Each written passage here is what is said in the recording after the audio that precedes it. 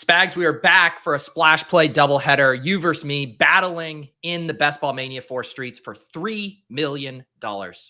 You have crested past 100 entries. I am still under 100, but we are excited to be drafting head-to-head in the Splash Play doubleheader today. Currently in a Best Ball Mania forum, so if you want to play along, just get in now while the getting is good. But Pete, a lot of news now. We are in training camp season. Kadarius Toney's already tweaked his knee. Saquon Barkley re-upped his deal. What's catching your eye news-wise? Because this is getting to be a very noisy time of year. Yeah, I was thinking that maybe we were going to get the Barkley thing lasting a little bit longer and there'd be more of a discount with him maybe sliding into the third round more. So that is clearly over. I do think the Kadarius Toney thing is pretty big. He was being drafted very aggressively along some other really good wide receivers. And now I think we see him fall a good amount. We're going to see some of these other wide receivers get pushed. Sky Moore's ADP is going to be a rocket ship right now in relation to the Kadarius stuff. And then the other one, I think Javonte Williams not opening up on PUP, which again, we don't even have to freak out about PUP because they can come off anytime. And sometimes it's just an initial designation. But the fact that he's not even in consideration for the training camp PUP, I think is incredibly encouraging. And I think his ADP should come up multiple rounds. Yeah, I'm with you on both those takes. Javonte's been a guy I've been drafting in the hopes that the health would work out. Kadarius Toney obviously going a little bit the other way. And I agree with you. I know Adam Levitan over at ETR gave some takes about Toney falling to the 100 range. I kind of felt the pushback too, Pete. He's one of my high exposed guys, and people were like, oh, he's going to get hurt. And I think it sucks because I think he's going to be ready to go for the regular season opener. But I'm on the clock here. I'm taking part of the famous Cincinnati KC stack to start, Pete, taking Ja'Marr Chase. Must be nice to be able to get a 102. I am now, I think in my past like 12 or 13 drafts, I guess it was last week I had a couple 103s, but man, it seems like I've just can't catch. Like, do you know what I haven't had? I haven't had 104s or 105s for a long time. I just don't even know what that range of the board is anymore.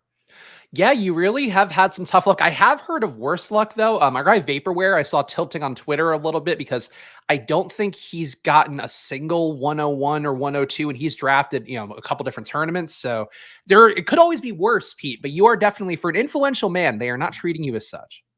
I know. Yeah, my influencer 101 status, it's completely dead here. Travis Kelce does go 5. Thought, maybe fun if Tyreek Hill falls. Trying to see like this room. I do definitely see some familiar faces, but I'm not quite worried for an avalanche. I've been kind of starting to get my Eckler numbers up here. I don't mind being underweight Diggs. I'm just like kind of looking at my exposures. I'm definitely very flat in this portion of the board. Let's keep grabbing some Eckler here at 1.7. You don't mind being underweight Diggs? Is there a reason behind that? I just don't really think Diggs is that different of a pick than all of the wide receivers at the turn. Basically, I like Garrett Wilson. I like Amon-Ra. I think CeeDee Lamb has a path to a higher target share than him. Obviously, Devontae Adams, I think, is in that conversation. And so Diggs just seems kind of overvalued to how they run that offense. And we saw it's like one of the reasons Diggs was all pissed off this offseason and has been disgruntled is because he's not getting the target share he wants. And that's just not how they, utilize their offense. Now they bring in Dalton Kincaid, who, even though I find him overpriced as well, I think he's going to command some more targets. So I just think Diggs still definitely has the single game spike week upside. But I think like, you really compare him to some of those other guys who could have like true breakout seasons of 25+% target shares, like a Garrett Wilson. And it's just a harder click for me in that range. That said, it's like, who are you taking otherwise if you want a wide receiver? Because it is a pretty flat tier. I've been kind of leaning toward preferring Eckler and Bijan in that range and then pushing Diggs and Brown back to the tier with the other wide receivers. When are you going to come out with your I Heart RBs hat just to give that other side, a chance here at the podium? I honestly should, just to play both sides. Republicans buy tennis shoes too. Running back bros buy best ball merch as well. By bucket hats specifically. Yeah. Shout out to the chat as well. Appreciate all you guys here. I see a super chat coming in bright and early from Mark. Good morning. Started the best ball draft now. Just here for pop punk references. And Pete Yellowcard had a new album out I saw recently too, which did they really? I don't know if it does anything for you, but it moved the needle slightly for me.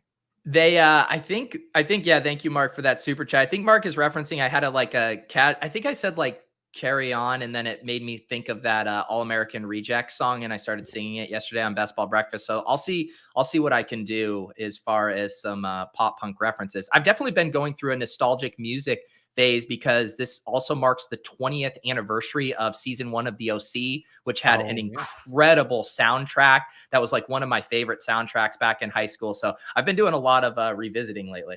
Heading to the bait shops, listen to Rooney play like back in the day. Oh, there we go. Some Rudy. That was before Death Cab for Cutie even like blew up, when they were playing at the bait shop, the Walkman. You had all kinds of good bands come through there. All right, so I'm going to grab T. Higgins here. And OC, by the way, a book coming out from Alan Sepinwall is one of the TV critics I enjoy the most. So I might actually read a book, Pete. I've not been a book reader that much honestly, last year, just because of reading athletic articles takes up a lot of my bandwidth, I've realized. But I do think that, an OC book might be the thing to get me back in the book club, so to speak. I've told people this before. I would like probably not be where I am today if it weren't for the OC, just because watching the OC made me want to go to school in California so bad. And then, I ended up going to school in San Diego. And then, I meet my wife when I study abroad. So like if you do like the trickle down ripple effect of like everything in my life, I do truly think I wouldn't be sitting in this chair today if it weren't for Seth Cohen making SoCal look so appealing as a quasi nerd. Yeah, I was a freshman when the OC came out, and that, talk about hitting close to home. I was 17 years old in LA for the first time, and then you see Ryan Atwood there punching rich guys who have fancy cars, and was like, wow, this is really speaking to me as a poor kid in a rich area. But shout out to the OC, of course. If you haven't watched it, certainly probably doesn't age that well, I presume, in certain parts, but overall would be a good journey. I rewatched it back. It must have been at the 10-year anniversary. I rewatched that back, and the first season definitely holds up. Everything else falls off the rails, but the first season is really good there. Mhm. Um, Man, this is not like a fun spot for the board. I was really hoping Mark Andrews would fall there. I think we're going to continue to see pretty cheap Josh Jacobs. I think his holdout risk is, I mean, obviously he's the last holdout here. I think what I'm going to do is just is try for some premium Chargers here. I'm going to go Eckler and Keenan. Okay, yeah. I mean, certainly a build that I know you tap sometimes with Justin Herbert and all that. I'm with you on the Josh Jacobs thing to a certain extent. I do think now the pathway has been set by Saquon signing. It feels like Jacob just gets a similar deal. So I think his holdout, I mean, he flew out of Vegas. I saw the reports yesterday. I think he comes back though pretty fast. Like that deal, he's not going to get better than what Saquon got with 11 million guaranteed and a $2 million signing bonus, I think. Yeah, I mean, I'm with you that I think I've been on the record that all of these holdouts are just posturing and that these guys don't have any leverage and they just kind of want to save face. They want to make it known that they're upset and then they're going to come back and collect their paychecks. It does seem like Josh Jacobs is a little bit more willing to push this out. And the other thing too, like if you think about it, these guys don't want to be getting additional wear and tear and stuff at training camp. A veteran like Josh Jacobs, like he doesn't really need these reps. So I kind of don't blame him if he's like, you know what, I'm going to sit out, doing a bunch of sprints at training camp and I'll show up in a little bit and prove a point. So I do think in the whole thing with it then is like, yes, he's still a good value where he's going here, but he could just be regularly at the 3-4 turn if this goes on another week or so. And then the seeds of doubt are like, wait, he's going even longer than Barkley. Barkley caved. He's back. Like, what's going on here? I could just see the market panicking and giving us pretty cheap Josh Jacobs. Like we're doing our first high stakes manage draft right now, and we're about to pick at the end of the 3rd round, and Josh Jacobs is still on the board. And that's even a more running back heavy crew that draft over on FFPC. So I just think in general, the market is a little spooked about Jacobs right now. No, I think that makes sense. Certainly going to be more combinations of him and Adams, which I think were certainly available to people out there. Going to happen a lot more naturally now because of where, I mean, you can see it on the screen here. Theoretically, Echo Source could have gotten Jacobs there, or M Wolf could have gotten Jacobs with Adams. So definitely some options there for Jacobs to move around a little bit. Anybody else for you that you're being mindful of closing line value wise? Like Tony one is a big one. I'm kind of bummed about that, but I really don't sweat closing line value that much. But anybody you're on the watch for in terms of that? For closing, one I want to be a little careful with. I still love Kendra Miller. He's starting to fall Mhm. in drafts. Here I am on the clock. Mike Williams does go. We had Juice Prop really want me to rip it in with all 3 Chargers there. I would have considered it. He goes. I am just going to grab Christian Watson, who I do like a smidge more than Hopkins and these other wide receivers here. But yeah, I want to be a little careful. I'm trying to really think through the Saints backfield. I still think Kendre Miller offers the best late season upside, the kind of guy I want to target. But because my bags are so heavily packed already and he's really starting to fall in drafts, I'm just trying to think that through a little bit and make sure I'm no longer reaching ahead of ADP for him as he slides into the 150s now. Yeah, I think dollar costing these guys down. Like, for Kadarius Toney, I do think he's going to fall. I've been taking him a lot in that 70 range, but I think I'm going to try to get him in the 80s, 90s, 100s if he goes there and see where it falls. Burrow is here. I don't think. Oh, Pete, is this a Najee share for me? I think it is. I think I have DK Metcalf. I'm planting the flag for Seattle, Pittsburgh. Najee, it is. Oof. Did you see I took a Najee share on Best Ball Breakfast yesterday? I did. I saw the fallout of it. I didn't see your journey to it, but I presumed it did not go easily. No, I think it was at pick 55 that I took Najee and I was like, all right, middle of the fifth, I'll grab my Najee share here. It was a weird team for me because I did the Josh Allen. Well, I was talking about the Diggs thing. I'd done the Diggs and then Josh Allen fell to me in the third round and then grabbed a couple wide receivers and then Najee was sitting there in the fifth. I was like, screw it, we'll do it. Wait, so is But this to recap for our team, just real quick, so people know. So Spags stacked up Joe Burrow with T. Higgins and also has the DK Metcalf Najee mini. Oh, and with Jamar Chase. Yeah. So there was no way you were letting Burrow go. No, I Past wanted to push 50. him, and I figured Roto Heat Craig wouldn't snipe you on him, so got lucky there. Yes. Now my question is, do I mess around and push Herbert or not? I mean, I do like Kenneth Walker, but I think it would be kind of silly with no one behind quarterback to kind of push this. I've made this big bet. I think I'm just not gonna. If there was a big slider here, I definitely would have maybe risked it. Like say ETN had a big fall to like 5.7. I think I'm taking ETN there, but as much as I want to keep getting more Kenneth Walker, I think it probably would have been a little tilting to miss out on Herbert after kind of reaching for Keenan to get that Chargers bet. So Chris is saying Kendre Miller was already activated. Did I miss something? Because he's on the NFI list to start, right? And might not be. I don't know. Like, honestly, there's so much news coming in right now where I'm starting to feel oversaturated after a few weeks of really combing for news. But he's on the NFI list, right? The non-football injury.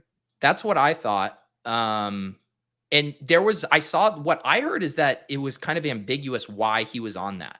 Someone like Well, he had the said, like, MCL injury in January, which they've been yeah, aware of, but I think they thought he might be back in July, and then okay.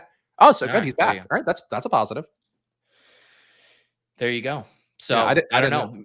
Maybe the days of Kendre Miller in the 150s are over. Although he just still seems to be falling. I think it's so weird how people react to because I think you could argue the Alvin Kamara news was like slightly positive as far as like there was maybe risk for a really big suspension. And then people are like, all right, the suspension won't be so bad. So now we'll keep drafting him top 100. And then we're just like really done on Jamal and Kendre, who seem to kind of fall. But it always feels like with the Kamara stuff, it's being double counted.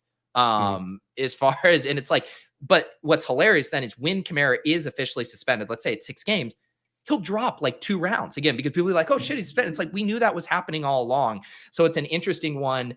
And that's why I've not wanted to make the same mistake that I did with the Dalvin Cook and Alexander Madison stuff. Someone asked me yesterday, do I have any mistakes on guys that rose up boards that I didn't pack my bags? And I was like, yeah, Madison, like he was so cheap. We knew Dalvin Cook wasn't long for Minnesota. And I still stubbornly was like, yeah, I don't really want Alexander Madison. Then he shoots up and everyone, it's like, no, duh. Like that should have already been baked in. I feel like that's what's going to happen with the Saints. Kendre and Jamal Williams are each going to shoot up 20 picks. And we're going to all be like, wait, what? We all knew this was going to happen and Kamara was going to fall. So I'm trying to be smarter about that situation as it comes up. Yeah, the wisdom of the crowds definitely does favor the certainty. There's been a lot of social media threads about that recently within the best ball community, and I would agree. Like people just really, even if they know the things, they don't internalize it until it occurs, which does seem like an odd thing for us, especially with how we draft. But speaking of, what are you gonna do on the clock here?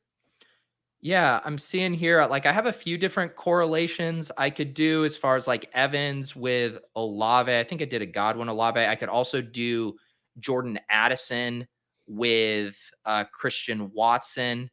I'm debating between those two. I think I'll do Addison. He's a guy in this range that I was kind of confused by his price relative to guys like Quentin Johnston. So I wasn't taking as much of him. But, then when I got so heavy on like Lockett and Evans, Even Deontay Johnson, when he was going in this range, I realized I want to kind of like pick my spots to get boosted on some of these other guys that I think are all part of the same tier. So getting in on Addison here when it's correlated with Watson in week 17 feels like a good tiebreaker there. I mean, shout out to Jordan Addison. I hope his dog is okay. I think that's the main thing. Whenever you see somebody going Yeah, 155, you know it's a dog injury somewhere behind. But I'm with you on Addison. I think he's just been a little bit undervalued throughout. All right, I'm on the clock here. I'm gonna reach for Pickens because I don't.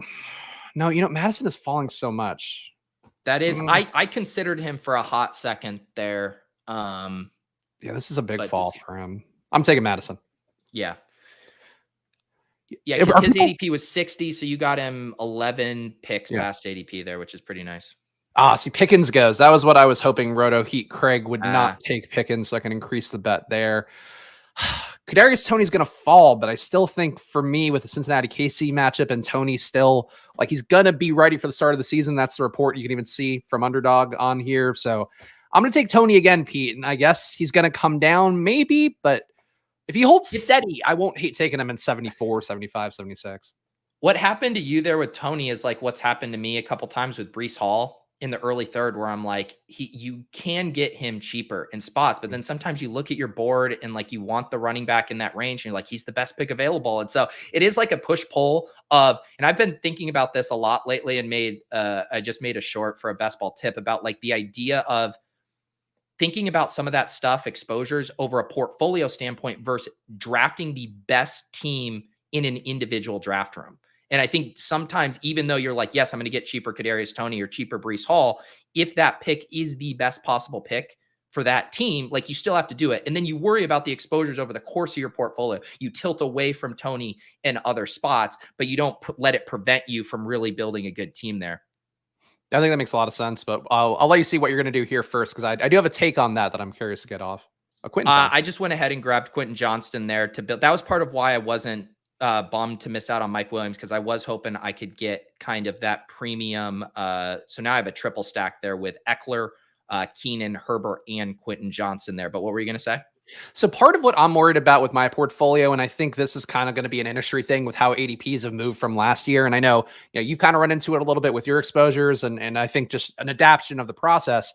But like because running backs are so available, I'm a little worried that I'm not going to have enough zero RB teams. I know we've kind of talked about this debate, but I think part of my success last year in getting like 2 finalists on DK, 1 on Underdog was because I just every draft was zero RB. So I kind of covered the moon on that one angle. Now, because I'm taking running backs early, I feel like I'm trying to cover the moon in terms of like, like DFS wise, people always say, oh, you have 150 lineups, so you could play everybody. Like, no, you can't, but you're still trying to sometimes do more of that with a portfolio. And that's where people make mistakes when they're putting in 150 entries. I worry that I'm not doing the specific things that have worked for me in the past. And now just kind of getting dragged into this grouping where everybody's drafting similarly. And that's kind of what worries me is that I'm not being hyper focused on one build. And as a result, I'm going to have less bullets that have that build. Well, I think it goes back to I understand what you're saying. I think there's certainly an element you want to play to your strengths, right? Like if your strengths as a drafter is like, hey, I've done a million zero RB drafts. I know how to piece this together, kind of weave through these rooms and hit those notes. I get that, but I do still think that you are, as much as I love, zero RB, that you are really limiting the overall upside of your portfolio if you only do that strategy. And you're going to be passing specifically in this year's ADP landscape. That is very unique relative to other years with the bell cow running backs in the third round, with the priced up elite quarterbacks. And so to me, I feel like my strength is like, I just want to build the best possible team in the room, and I'll let the draft room funnel me to that structure. And it's resulted in not a lot of true zero RB builds, where I think if I wasn't doing all of mine on stream, like the drafts I've done on other shows or not when everyone's happening in my rooms, I do end up doing more zero RB. Like my zero RB exposure Spags, when I do like the fast puppies or the Pomeranians, I'm like 75, 80% zero RB in those, because I'm able to actually do it where I feel good that the wide receiver is the best selection Right. at a lot of spots. Whereas in these rooms, you have, okay, you take Alexander Madison at 71. I take Najee at 55 yesterday, where it's like, all right, I'm gonna value hound these picks. Yeah, no, that makes So sense. I'm on the clock here. One thing, and this is a guy I've selected a ton, but I do really think like the Naheem Hines missing the season, and they could still sign someone. Um, if I had any Philadelphia, maybe I would just bite the bullet on James Conner, but I'm going to select James Cook here. I do think his ADP should come up a little bit. I mean, if James Cook was going to have really any pass catching competition, it was going to be because of Naheem Hines. You know, he comes over midseason last year, profiled as a great pass catcher in Indianapolis. Maybe his role expands. Now he's out for the season. A selection like this maybe could look bad if they sign Leonard Fournette, and you have someone come in for that pass catching role. But things are just looking really, really nice for James Cook right now. No Naheem Hines, Latavius Murray battling Damian Harris for that big back role. I don't know. I'm going to keep hammering Cook. Also, yeah, OX is pointing out what I saw. They did sign Darrington Evans, so that's at least a Yeah. roster spot there. And a guy who could do kickoffs, but yeah, like it's not certainly doesn't affect things like a Fournette would or a Zeke would or I guess a Dalvin Cook, who I don't think is a Buffalo guy, but just for the Yeah, sake of like if you argument. think about the profiles of those backs, I feel like Zeke and Cook would be kind of redundant to the like big back role. And it seems like they like Latavius Murray from what they're saying out of camp. I think I think Fournette or Kareem Hunt would be the one where you're like, oh shit, that signals wanting that pass catcher there. So you're building out. You got your two big stacks, right? You got Seattle, Pittsburgh, and you got KC In Cincinnati. Yeah. and So like Cincinnati. I Yep. took Sky Moore, took Charbonnet. As Pete mentioned, they both kind of support those two bets there.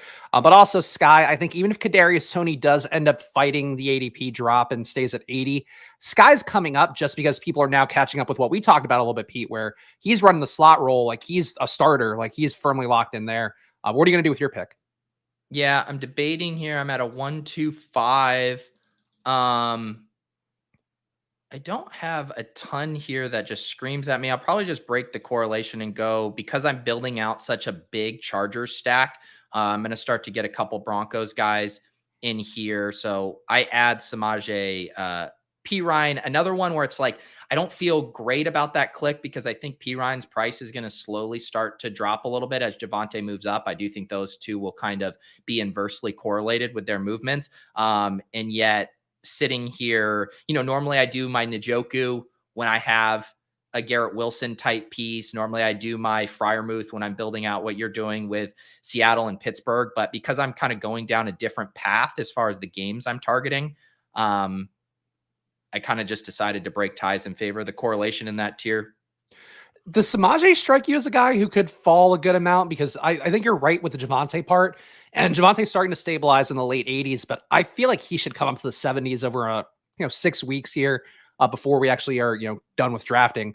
And I think Pirine could go down to Jalen Warren-ish range, and it wouldn't surprise me, which I would still take him there. But I feel like he could be one of those fallers that certainly not a big name guy falling, but I feel like he could really matter for people who are drafting him heavy in May and June.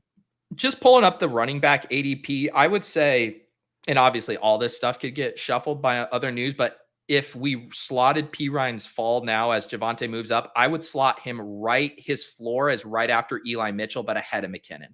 Like I just cannot envision people taking McKinnon over P. Ryan. Same with like Jamal Williams. So I don't know. That would push his ADP. Would be like a round and a half fall, I think would be like the most he would drop because people would still be willing to play this backfield both ways. Like you can go Dwayne McFarland from Fantasy Life did a tweet saying like, I think you can make a case Javante Williams would be the 5th, 6th round. I was like reading the replies to like gauge general sentiment. And there are people saying like, I won't take him at any price. I'm still not drafting him. He's off my board. I don't trust this injury. So I think that kind of thought and sentiment around Javante will always keep P. Ryan in the mix for at least a couple drafters in every room. Yeah, I guess people really do feel burned by the Dobbins things. I know I've seen that when I've talked about Javante. And yeah, Javante wasn't great last year for the limited sample size either. So that's another thing you could poke holes in. But young guy, under 25, coming off the knee injury, that's your best chance to recover and be back to full strength. And you got it early enough last year that I think there's enough positive signs for me. What are you going to do?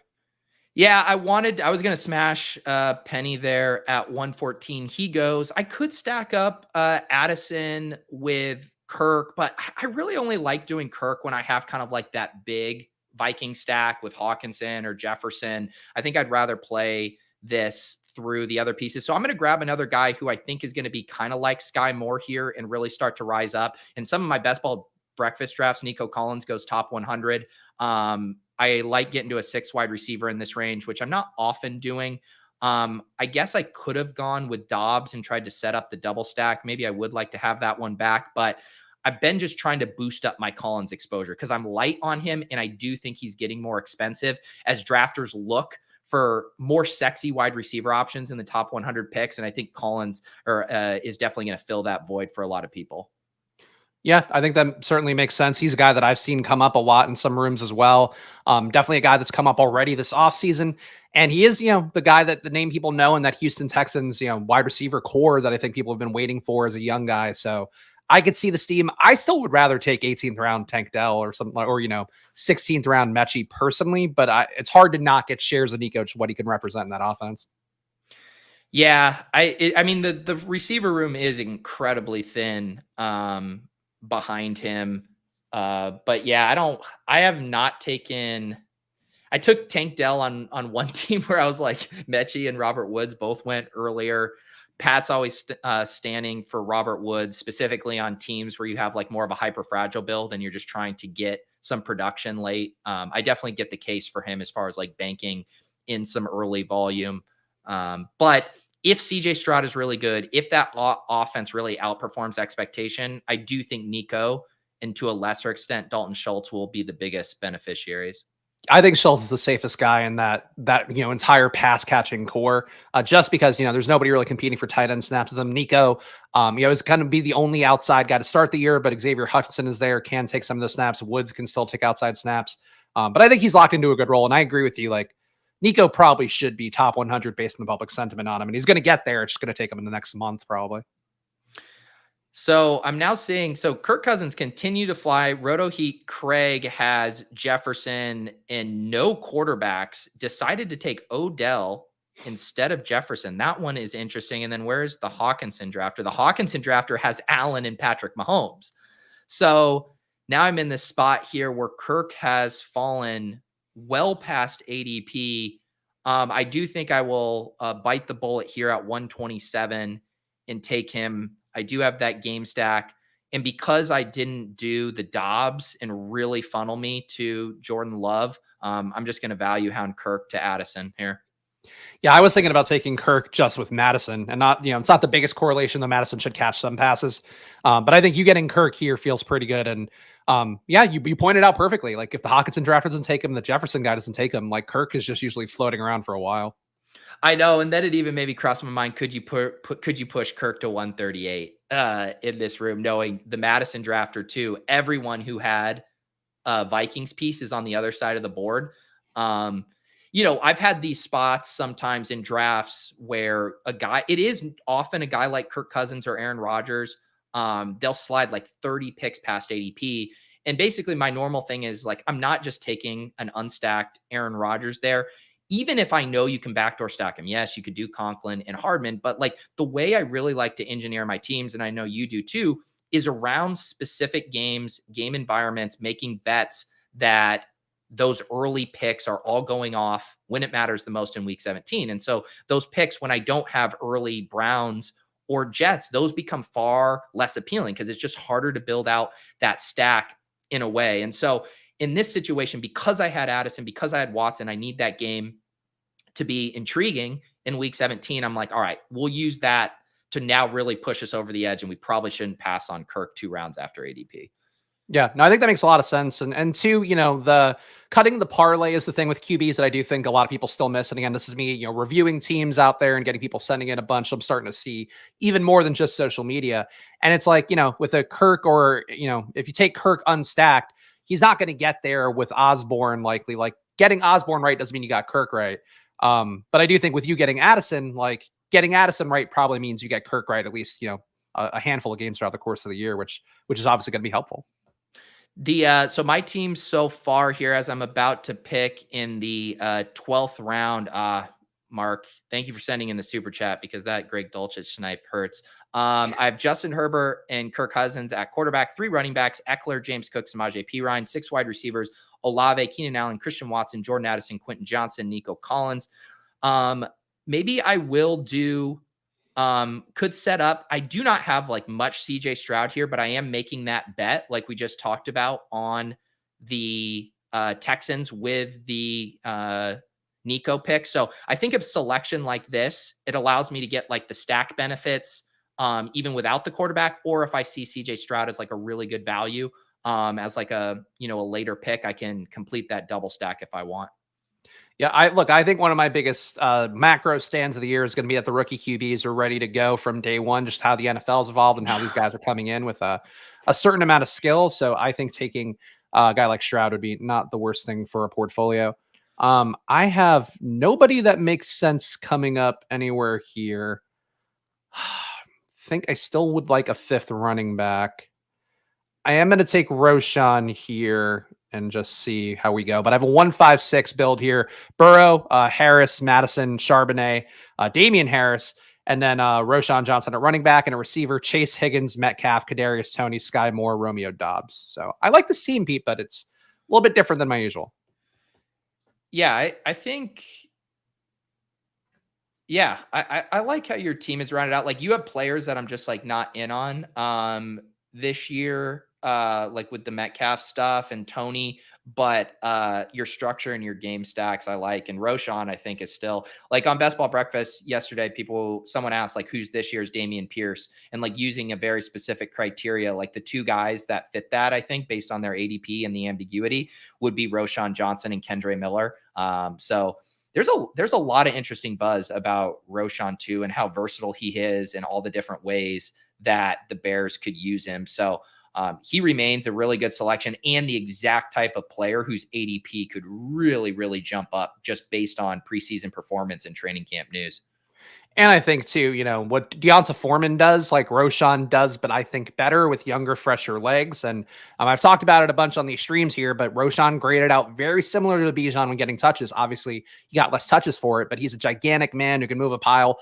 The best running back in the class besides Mo Ibrahim against 8-man boxes. So I think those are all skills that should put over to the NFL pretty well. So I'm taking Roshan still with him dipping a little bit right now. So I was in an interesting spot there. Chig was falling big time, and playing maybe like a little bring back with my Houston, Tennessee stuff was interesting.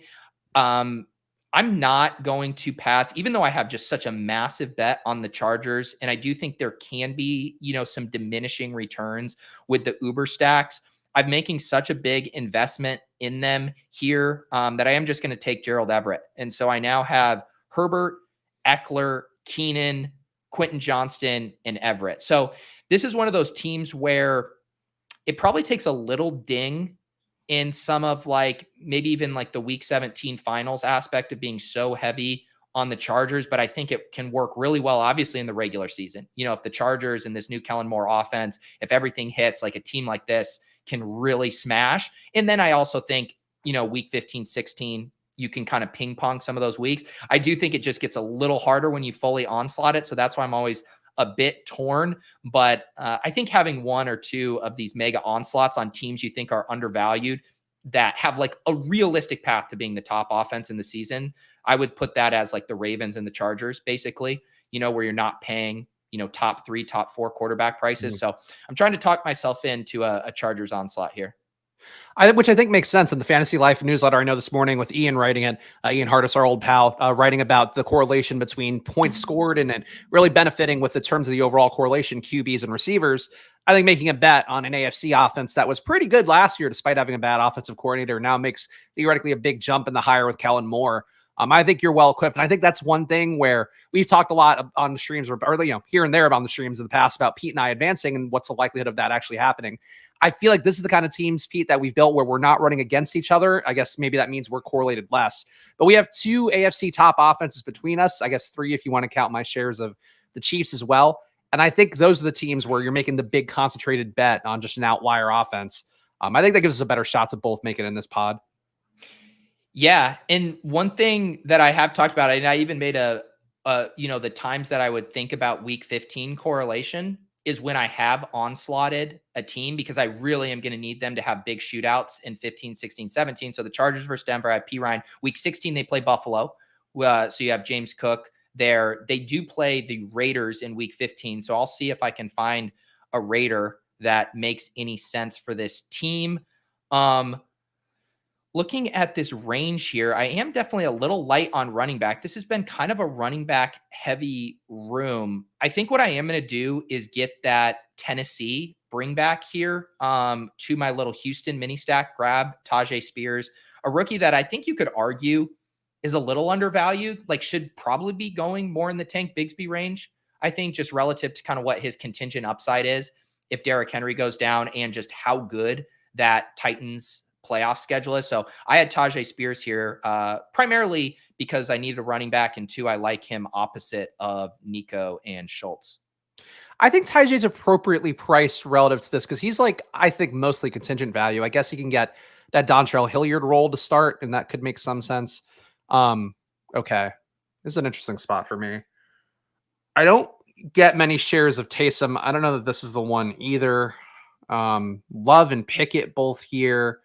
Roto Craig has no QBs, so let's say Kenny Pickett and make sure. I think Roto Heat Craig is in the chat, but I'm going to take one QB here to make sure he doesn't take two. We got lots of people in the chat. Dot Alex here saying I sniped him on Spears. Well, you sniped me on Chig, so it's we're even there. It all comes out It in the is wash. it is funny how you like you said, when you end up on similar game stacks as other people, and then you're fighting for those can feel like frustrating drafts. So like you said, Spags and I are attacking two different complete. I have basically three different game environments I'm targeting: stuff with the Chargers, stuff with Minnesota, Green Bay, and now stuff with Tennessee, Houston. So it feels good when you stay out of each other's way here. I think I'm going to like, man, Derek Carr really sliding here. I'm not going to be doing anything with him in this build because I don't have any. Well, no, I do have Olave. Just does a Ooh. third quarterback here make sense? I think structurally I have some flexibility. This is like a dead zone here for running backs that I don't need to take. I'm basically debating between, I kind of like the setup for the three different stacks. I guess I'll just do it. I'll do it twice now. So we did the Kirk Cousins value drop, and now we're going to do the Derek Carr value drop. Again, it's one of those spots where structurally not necessary, but I'm making such a big bet on Olave, right? He's my second round pick here. I do still love the elements that having three different stacks give you in the playoff gauntlet. So let's go ahead and stack up Carr with Olave. And I think the way you did that too, like if you're going to land on three QBs with your build where you clearly didn't need three, especially with Herbert and Cousins, getting a guy, 26 picks after ADP is probably the right situation to do that. And then again, you have the bet on Olave, like you mentioned. So if Olave hits, like it's going to be very likely with Derek Carr, and not as likely with Taysom. Yeah, no, we got everyone in the chat tonight. Roto Heat defending his Pickett pick if he came back. There you go. Tyler threatening to test that flexibility next week.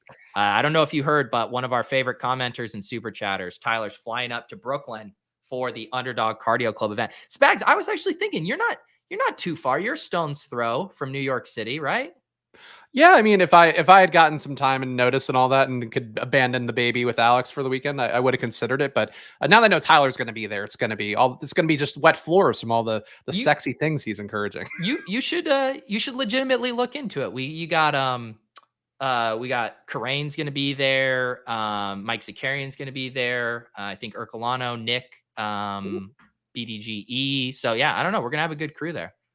What is the event? Is that's you're doing spin?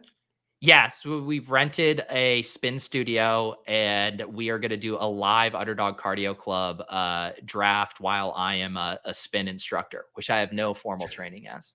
So is it going to be like produced like Peloton style? Like, are you going to be on camera doing? I think, I don't know what form the content is going to take. I think it's going to be more like a video vlog kind of thing as opposed to like a live stream, because I think just like the tech of like the draft board and all of that. But it's going to be a shit show, but it should be a fun time. Yeah, no, Underdog Cardio Club, great thing to do. Get some rake back for yourself, always a positive. And if Pete's there for it too, even better. Man, so now we have two more tight ends falling here, and now I'm once again torn. I really like Laporta. I think he's such a smash here. I do have a week 15 or 16 thing with Minnesota, but then Jawan also falls here and is correlated with my double stack with Derek Carr. I think I am just going to use this opportunity to take Jawan Johnson. Carr is a guy that if I'm making a bet on him, I would prefer to double stack him. And I've been targeting Laporta in like all kinds of different builds. So this allows me to get Derek Carr double stacked with Jawan Johnson. I got Herbert mega onslaughted, and then Kirk Cousins skinny stacked with Jordan Addison. And I also have some other running backs I could add with him. So just building out a ton of game stacks here. So apparently, this has been popping up in chat. Apparently, the Saints signed Jimmy Graham for real now, and he's been out of the league for 2 years. Is that correct? What is going on with that too? Because everyone first was like excited about Foster Moreau. Now that he's back, they got Jawad Johnson, they got Taysom Hill. Did they really sign Jimmy Graham? It would be an odd move, I guess. Some veteran presence there, some some snaps left behind by Troutman being gone. Isn't it normally just like a 1-day contract for like a retirement thing so he could retire as a Saint? Is that what it is? That would make more sense. Yeah. Yeah. Rudder Craig takes Mac too. That would be my guess, but who knows? All right. I'm at a 2.572. I feel like I'm not desperately wanting for any position right now. I am going to increase my bet on New England, even though Roto Heat Craig took Mac Jones, and I'm going to take Devontae Parker here for a little bit more New England Buffalo, and that'll get me to 8 receivers that I probably only needed 7, but I'm going to take 8. Yeah, you're basically doing with that New England and you took 3 New England there. Do you have and Buffalo? Yeah, so you're doing with that game kind of what I'm doing with Tennessee Houston, where I'm building out that game stack even without the quarterback, which I always like doing there. Yeah, the Saints have more tight ends than the Giants do slot wide receivers. The Giants signing Cole Beasley is like such a bit move. Like it's just like literally to get people jokes about how many slot wide receivers you're collecting. Yeah, it is a little bit of an odd roster construction thing at this point of the year, but there'll be cuts, and that's the danger point always. And you're gonna get Mechie here at cheap.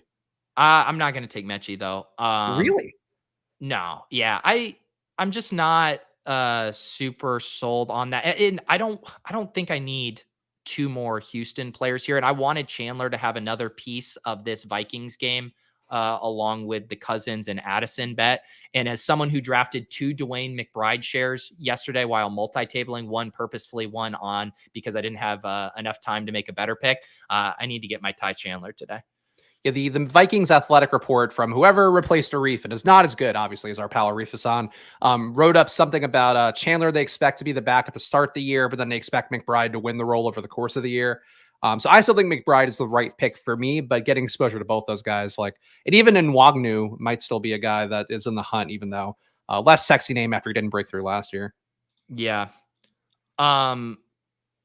Who also, okay, Zamir White went at 181. He would have been the other pick that I would have been interested in, just again to kind of get that Raider there. But that one does not work out. I'm trying to think the other kind of like bring back stuff. It'd be nice to have a Tampa Bay bring back with the New Orleans stuff in week 17, but I don't know who that would have to be like a fringe, people getting excited about Keyshawn Vaughn right now. I guess he's having a good training camp, but I don't know if I'm going to dig that deep. Denzel Mims gets drafted. Does that excite you at all that he's now got a new home in Detroit and he's getting drafted in the 18th round? I'm having a hard time getting excited about Denzel Mims. I'm trying to think what I want to do here. Like there's some like uncorrelated pieces that I like. Like I do think Richie James should be moving up a little bit with the Kadarius stuff, but I have nothing in that game. I also like my favorite last running back to select is still Travion Williams right now.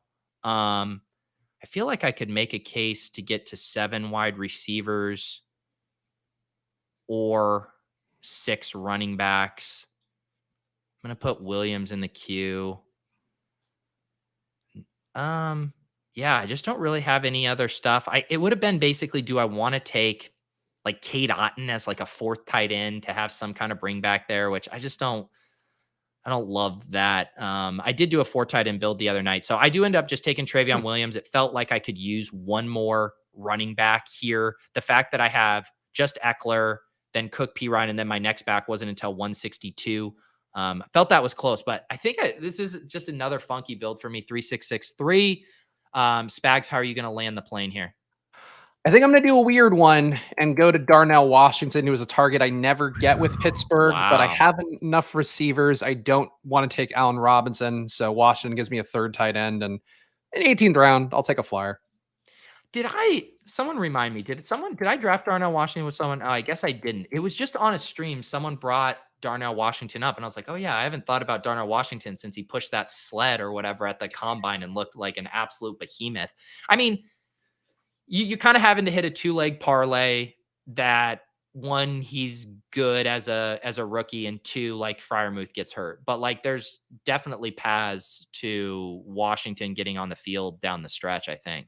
I think he's also just going to be capable of like 2 touchdown games where he could have limited routes to just be in 12 personnel out there and be, still a guy that gets targeted as they pay more attention to the other weapons there. So I have enough bets on Pickens. I'm starting to get Deontay Johnson just to make sure I have a full coverage there. So I think Washington's just part of the equation to get some of.